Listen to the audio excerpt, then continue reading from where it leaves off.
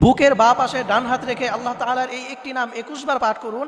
আপনার ভালোবাসার মানুষ আপনার জন্য পাগল হয়ে যাবে, আপনার জন্য দিওয়ানা হয়ে যাবে। প্রিয় ভাই এবং প্রিয় বোনেরা আমার, অনেকে আছে তারা অনেক ভালোবাসার মানুষ থাকে, যেমন স্বামী যদি স্ত্রীকে করতে চায়, অথবা স্ত্রী যদি স্বামীকে পাগল করতে চায়, অথবা সন্তান যদি মা বাবাকে, মা বাবা যদি সন্তানকে বাধ্য করতে চায়, অথবা কেউ কাউকে ভালোবাসে কিন্তু তার ভালোবাসার মানুষ তাকে ভালোবাসে না, এরকম অনেকে আছে। কিন্তু তার ভালোবাসার মানুষকে যদি আপনি বাধ্য করতে চান, তাহলে আপনি বুকের বাঁ পাশে আপনি যদি ডান হাত রেখে আল্লাহ তাআলার এই একটি নাম 21 বার পাঠ করে আল্লাহ তাআলার কাছে দোয়া করতে পারেন, তাহলে দেখবেন ইনশাআল্লাহ আপনার সেই ভালোবাসার মানুষ আপনার প্রতি নরম হয়ে যাবে, আপনার মায়ায় পড়ে যাবে, আপনার জন্য পাগল হয়ে যাবে। প্রিয় ভাইরা আমার, মনে রাখবেন আল্লাহ তাআলার নামের অনেক পাওয়ার রয়েছে। আল্লাহ রাব্বুল আলামিন বলছেন, ওয়ালিল্লাহিল আসমাউল হুসনা ফাদউহু বিহা, আমার 99টি গুণবাচক নাম রয়েছে, এই নামগুলো পাঠ করে কেউ যদি আমার কাছে দোয়া করতে পারে, আমার কাছে চাইতে পারে, আমি রব তার সেই দোয়াকে সাথে সাথে কবুল করে নিই। এই জন্য প্রিয় ভাই, প্রিয় বোনেরা, আপনারা আল্লাহ তাআলার এই একটি নাম এভাবে যদি আপনারা আমল করতে পারেন, আমলটি কিভাবে করবেন? আপনি সর্বপ্রথম ওযু করে নেবেন, ওযু করে আপনার আমল করবেন, তাহলে আপনার আমলটা আল্লাহ তাআলার দরবারে গ্রহণযোগ্যতা বেশি পাবে, আল্লাহ তাআলার সাথে সাথে আপনার সেই দোয়াটা কবুল করে নেবেন। এই জন্য সর্বপ্রথম আপনি ভালোভাবে ওযু করে নেবেন,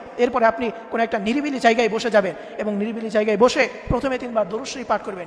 এরপরে আপনি হাতে গুনে গুনে 21 বার পাঠ করবেন, ইয়া মুকাল্লিবাল কুলুব, ইয়া মুকাল্লিবাল কুলুব। এইভাবে 21 বার আপনার হাতে গুনে গুনে যদি পাঠ করতে পারেন এবং শেষে আবারও 3 বার দরুদ শরীফ পাঠ করবেন, এবং আপনি যাকে বাধ্য করতে চান সে ভালোবাসার মানুষের নাম আপনি মুখে 7 বার উচ্চারণ করবেন।